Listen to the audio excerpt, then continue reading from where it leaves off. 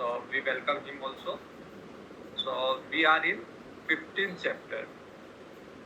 As I said, that 15th chapter is Purushottam Yoga. Name of the chapter is Purushottam Yoga, and it is equally important than 12th chapter, or it is the most prominent chapter. Before we begin, let me share one incident, so it will clarify the first sloka of this chapter. Otherwise, the first sloka is a little bit difficult to understand. It was the days of my Sandipni Sadhnale, where there is a brahmachari from our Raj's country, from Trinidad. So once that brahmachari, he was standing, and in Sandipni Sadhnale, Mumbai, there are a lot of coconut trees. So coconut trees, they have some tendency, they are bending from upside. Most of the coconut trees, they are not straight, they are bending. So that brahmachari, he was standing in the in heat, in sunny time, in afternoon time, he was standing there nearby the coconut tree. And I asked him that I just kiddingly I said that you are standing here, you are looking like a very Jnani Purush, so give little bit knowledge to me also. So he said that I will give you knowledge, I will transfer you knowledge. He's younger than me, but kiddingly I said. So he said that I will transfer knowledge to you, but I will do this when the upper part of this tree will come down and the lower part will go up. Then I will give you knowledge. I said, okay, I will wait. The tree is already bending. Let us wait. This will come, upper part will come down and down part will go up. Then he said, okay, wait. I moved to my room, but I was in this thinking process that if he said that there is a way, it will come, then there is a way. So I was thinking on that. Then suddenly I came back. I said that okay, it will come. He asked me that when it will come. I said it will come in rainy season, when the surrounding area is covered by water. Then in water, if you see, the upper part will come down and it will look like that, and lower part will go up. He said, why you are waiting for rainy season? It will come now also. I said, how it is possible? Then suddenly I looked the shadow of that tree, and I said that okay, I got it. Now it's the upper in shadow. When you stand after shadow, the upper part is down and the down part is up. I said that it comes. Now I said, now give me knowledge, transfer knowledge to me. He said that this is knowledge. What you look, that is the swaroop of sansar. That is the reality of the world. That world is nothing, but it is the shadow of Brahman. So keeping this in mind, let us begin with first sloka. Urdhvamulamad sakham ashvatham prahuravyayam chandansi yasya parnani yastam veda savedavid. So there is a tree of people. Ashvattha means people tree. There is a tree which is urdhvamulam adha sakham. The root is downwards and the branches are upwards. Urdhva Sakham Ashvatham Prahuravvyayam, and it is Avyayam. It is eternal. It is beginningless, and it is non-perishable. It will be eternal. Chandam Siyasya Parnani Yastam Veda Saveda Ved, and all its branches are Vedas. Vedas are its leaves, and one who knows this, he really know the knowledge. So a tree which roots are upwards and branches are downwards, and all the leaves are nothing but Chandamsi. Vedas are its branches. So this kind of tree, this is the creation. Creation is like that. The root of creation is upwards toward Bhagwan, toward Brahma, and all the branches are governed by Vedas, and the leaves are downwards. Adhaschodvam prasritastasya sakha guna pravriddha vishaya pravalaha adhascha moolananusantatani karmanubandhini manushaloke. So, fed by the three gunas and having sense objects for their tender leaves. So, all the branches are Vedas and tender leaves are the sense objects. So, the Vedas, they govern how to manage or how to act or behave with sense objects. Fed by these three gunas, the Vedas or the Jivatma, the Maya controls the Jiva with three gunas, Sattva, Rajas and Tamas.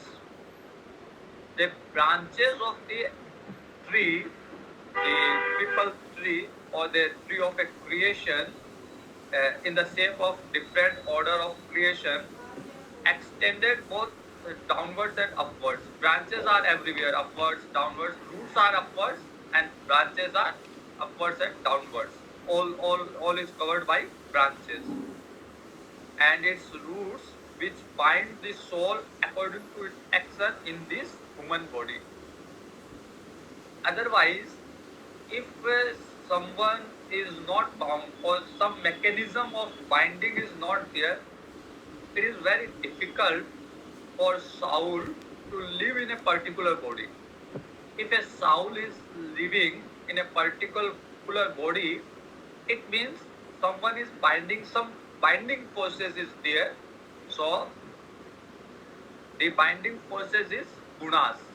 Gunas are binded all this soul in this body and are split in all region, higher, upper, all the lokas. They are binded by karmas. So, binded by karmas with different gunas. The interesting part of this creation, this tree is Narupamasya hasathopalabhyate nanto na chade na cha sampratishtha. Actually, there is no beginning, there is no end, and there is no existence of this tree. Na anto na chade na cha sampratishtha. And na rupamasya tathopalabhyate. The nature of this tree, of this creation, does not mature forth.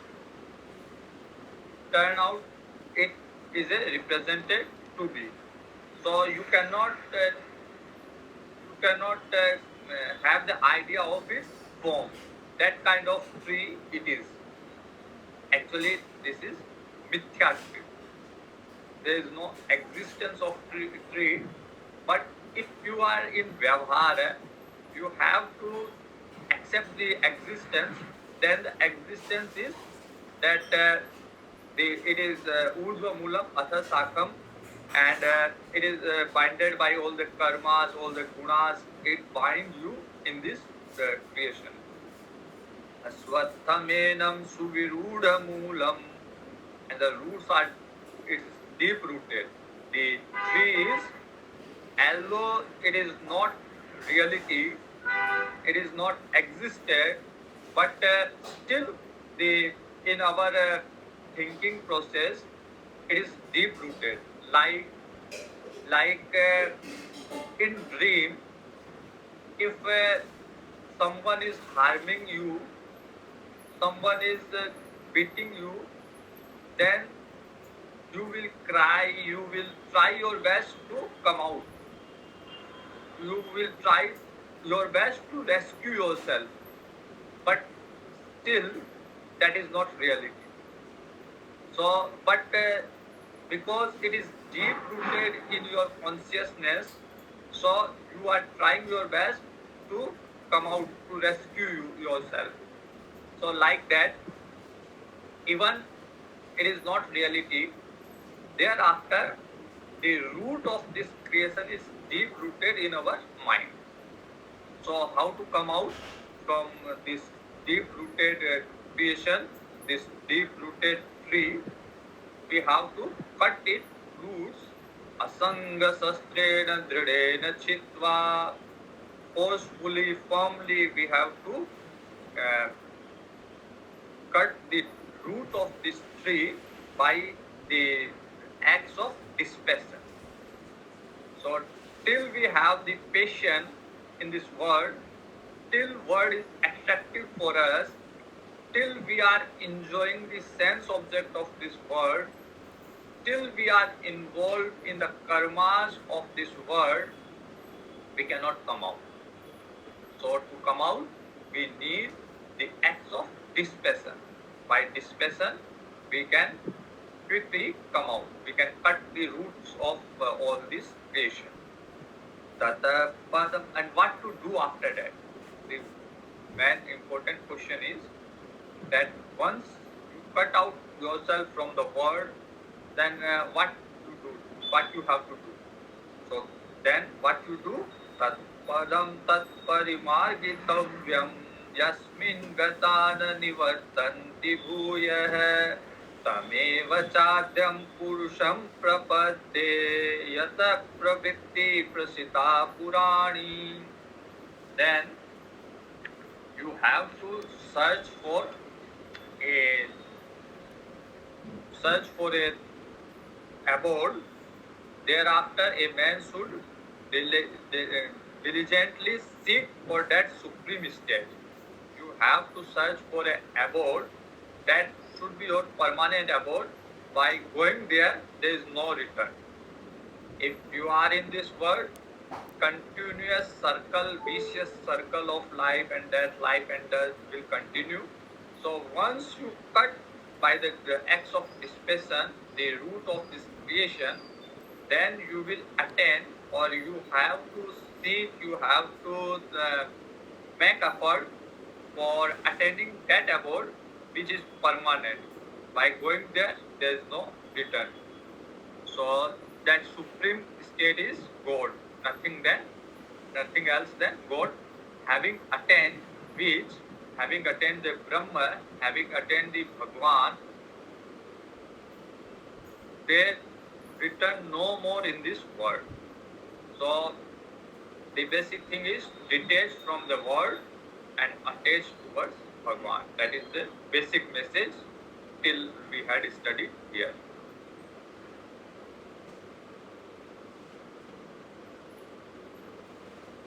From whom the flow of this beginningless creation has progressed, he should dwell and meditate on him. So we have to make effort to meditate on that Brahma in which all the roots of this creation is there. So instead, if you want to grow a tree, the important thing is you are putting water in the root of that tree. So like that, the root of this creation is God, Bhagwan, Brahman. So till we are watering on the leaf, on the branches of the tree, that is creation, it will not going to help us. We have to meditate, we have to make effort, we have to search for the root. So the root of this sansar is Bhagwan, Brahman. He should be dwell and meditate on him. So there are different processes of meditation. So you should make effort to meditate on Bhagwan, meditate on Brahma, and get rid from this world. निर्माण मोहांजित संग दोषा अध्यात्म नित्या विनिवृत्त कामाः द्वंद्वे विमुक्ता सुख दुःख संगे गच्छन्त्य मूढ़ा पदमव्ययम् तत्. Who are eligible for this permanent abode, for this abode of padam avyayam, the state of avyayam, not declinable. It is permanent. So what is the qualification? Who can meditate on Bhagwan, Brahma, the very cause of, very root of this creation? They who are, the qualification is, they who are free from pride and delusion. So those who are free from pride and delusion, who have conquered the evil of attachment towards the world and are constantly abiding in Bhagwan, God, whose craving have although ceased, and who are completely immune all fear of opposite, going by the name of pleasure and pain, all the fear of opposite, pleasure and fear, maybe sukham, dukham, or maybe even heat and cold, or someone is praising you, someone is insulting you. So he come out from all this fear of opposite, and he is totally attached from the world. Even he maybe do some vyavhara of world, whatever his duty he is performing. It doesn't mean that formally he had taken sannyas. Even if he is in world, he is in grastashram, he is performing all the duties, but with mind he have dispassion towards world, he have detachment towards world, and attachment towards Bhagwan. So that kind of person is qualified for attaining that supreme state. Till you have engaged with your mind, you have engaged in the affair of world, and you have the reality, you have the mindset of reality, Mahatva Buddhi or Satyatva Buddhi in this world. So till you are not eligible for that supreme state, that permanent state, you are not eligible. For that eligibility, you have to have the dispassion in a good amount. You have to abide in God in good amount.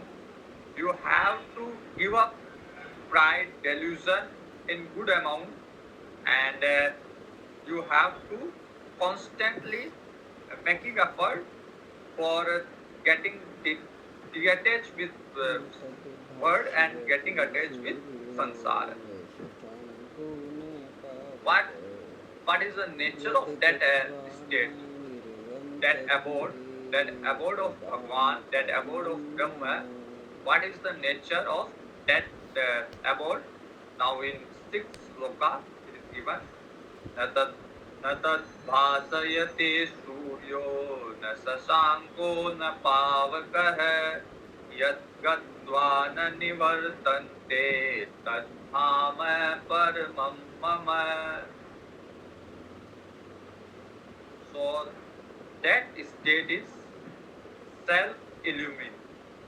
You don't have to make effort to illumine that state. Like see sun, you don't have to make effort. You don't have to lift a torch to look towards the sun, because sun is self-illumining. So like that state is also self-illumined. It means you don't have to make effort in searching that state, in achieving that state.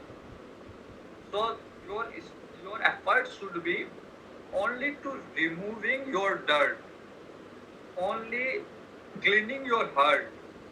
That should be your effort. Once your heart is clean, then that state is automatically illumined. You don't have to make effort to illumine. What people do mistake is that without cleaning their heart, without removing their evils, they are engaged themselves in they are making effort, they are get engaged themselves in search of this state, in search of Bhagwan. They will make effort, but they will not clean themselves, they will not clean their mind, they will not give up their own evils. So we don't have to make effort to achieve that state, to get this state, because it is self-illumined. It will come automatically. It will come once your heart is clean. So effort should be on tat pada, tvam pada, not tat pada. Tvam pada is tat pada is Bhagwan, and tvam pada is Jivatma Viola tvam pada.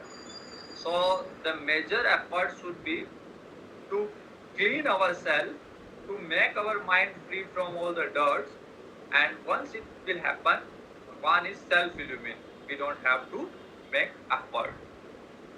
The thing is, only we forgotten him. It is like that if you misplace, if you are thinking that you misplace your necklace somewhere, so you are searching here, there, but you are not getting that. In your mind, you are misplaced, but actually you are wearing the necklace, but you forget that I am wearing.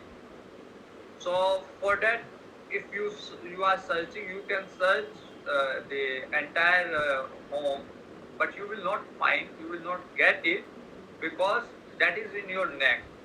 So someone or you yourself realize that if it is nowhere, it is in your neck, then you will stop making effort for searching. So like that, Bhagwan is nowhere, it will self-illumine. So it is with you, but the thing is, you have to realize it. That is the realization. न तद भासयते सूर्यो न शशांको न पावक. It is self-illumined, so no one can illuminate, neither sun nor moon nor fire. All are getting light from him, and he is above all them, and you don't have to make effort to illuminate it. Yat gatva na nivartante tat dhama paramam mama. Bhagwan is saying that state is my state, where if you reach once you reach, you don't. There is a difference between Swargloka and this supreme state. That from Swargloka, you have to come back. Swarglok is not permanent abode. You can stay there till you have your punya. Once punya is over, you have to go out from Swarga. So you have to make effort to sustain there. You have constantly, and the Swargaloka you cannot do effort to acquire punya. So for that you have to come back, you have to do good karma, then you have to go to Swargaloka. It is not in the case of this supreme state which we are talking about. Once you achieve, that is your permanent abode, then there is no question of deprived from that state. There is no question of falling down from that state. Yat gatva na nivartante tad dhama paramam mama. That is my abode. Now, seventh sloka is very important one. Many times I quote this sloka. Mame vanso jiva loke jiva bhuta sanatana hai manasashtani indriyani prakritisthani karshati. The important part is that Bhagavan is saying that this jiva is my part. Mame vanso jiva loka. The eternal jivatma in this body is fragment of my own self. It is my part, mame vanso, my uns it is. But we forget that we are the part of Bhagavan. In Ramcharitmanas there is a chopai, Ishwar ans jeev avinasi, chetan amal sahaj sukh rasi. So we are the part of Bhagavan, but we forget how to live sahaj sukh rasi. Because most of the time we find ourselves and the person nearby us in dukkham. And Bhagavan is saying that because you are my part, you are sukh rasi, you are the ocean of sukham. You are and that also sahaj. You don't have to make effort, it is effortless.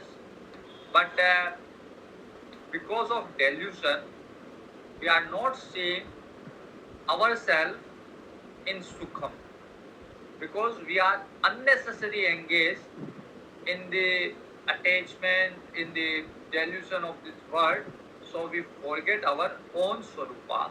We forget our reality. It is like that if you hire someone as your servant, and after some time, instead of mastering him, you following his orders. So instead of master, you became his servant. So it is your mistaken. Nothing to do with that person. It is your mistaken. Once you realize that no, I am the master, then you will command him. So once you realize that you are the jivans of Bhagavan, then you will master this Brahmanda, you will master this creation. So till that, with the rag, dvesh, kam, krodha, with this attachment, you became the servant. Once you give up all these things, then you will start mastering over the world around you. So instead of become servant and live a miserable life, just give up all these things, all these rag, dvesh, kam, krodha, and became the master of this universe. Mame vanso jiva loke jiva bhuta sanatana hai. Jiva bhuta is also sanatana. Manasasthani indriyani prakritisthani karshati. And it is that alone which draws around itself the mind and the five senses which are abide in Prakriti. So the Jeev, what Jeev do? Jeev abide the mind with five senses in this Prakriti. Sariram yadavapnoti yajjapyutramati swarah Vihid vetani sanyati vayur gandhari vasaya. So even like sariram yad vapnoti yad chapyutramati. Even the example is, first let us see the example. The wind takes the sand from one place to another place, so that the Jivatma, who is the Lord of this body, who is the controller of this body, who is the living part of this body, taking the mind and the senses from the body, from one body to another body. So if one person died, it means the Jivatma is collecting the senses, the mind from one body, and it is transferring to another body. So whatever craving of senses are there, the Jivatma will collect all them, and in Sukshma Sarir, it will leave this Sthul Sarir, but as Jivatma, as a Sukshma Sarir, it will take all the craving of the senses from one body to another, and after going in another body, his Vasna will still there for Bhoga, because he was craving in the previous body, it will continue in another body, because the reason is the same Jivatma is there. Same Jivatma who collected all the senses with their cravingness, so with their Vasna, they collected and transfer. So all the luggage, all the burden, all the load of this Vasna will continue in another body also. Shotram chakshu sparsanam cha rasanam ghranameva cha adhisthaya manaschayam vishayanupasevate. So Jivatma collects all the Vasna of one body to another. It is while dwelling in all the senses of hearing, sight, touch, taste, smell, all these are the senses we are dealing with. We are dealing this sansar, dealing this world through these senses. Senses of hearing, senses of seeing, sense of touch, senses of taste, senses of smell. Otherwise there is no sansar. Sansar, we are getting connected with sansar, we are dealing with sansar by the medium of these senses as well as the mind. So mind is the boss of all these senses, that this Jivatma enjoy the object of senses. Like the sight is the object of seeing. The good sound or bad sound, whatever sound, is the object of hearing. So all these senses, they are engaged in the object of senses, and they are dealing with the world. We are dealing with the world with these senses, and the boss of these senses is Mana. Uttamantam stitam vapi janam va gunanvitam vimudhananupashyanti pashyanti jnana chakshusha. So there are two kind of people in this world, ignorant one and the wise one. So the ignorant one, who not seeing the soul, even the soul is departing from this body, even the soul is dwelling in this body, even it is enjoying the object of senses. So it is the ignorant one is totally unaware with this Jivatma, with this Atma. When it is connected with three gunas, then connected with three gunas and doing the vyavhar of this world, so the ignorant one is totally unaware of this Jivatma. Only those who have the eyes of wisdom, they are able to realize that someone is there, something is there, who are dealing with this world, who are controlling with this world. Some mind is there who is controlling all the senses, or who is leading or misleading all these senses, and it will transfer from one body to another. So only a wise person with a wisdom, eyes of wisdom, can realize all this fact.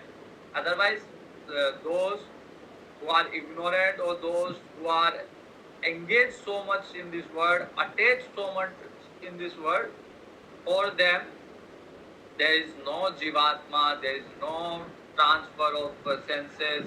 For them only bhoga, they are bhog pradhan purusha. So they are like charvahak. They only know how to entertain all this bhoga, how to engage themselves in bhoga. They are enjoying only that. Beyond that, they are unable to see because their vivek is not so high. Their their mind always engage in this bhoga, that mind is not allowed them to think beyond that, to think beyond bhogas. So vimudha nanu pashyanti jnana chaksha. Only those who have the eyes of wisdom, they are thinking about this, they are looking about this, they are making effort about this. Yatanto yoginaschainam pashyantatmanyavas. Okay, we will keep it here. We did up to 10 sloka. So today we will keep it here. Next we will see Mark. Om Purnamada Purnamidam Purnat Purnamudachyate Purnasya Purnamadaya Purnameva Avashishyate. Om Shanti Shanti Shanti. Hari Om Sri Namaha. Hari Om. Hari Om. Thank you all of you for joining this session.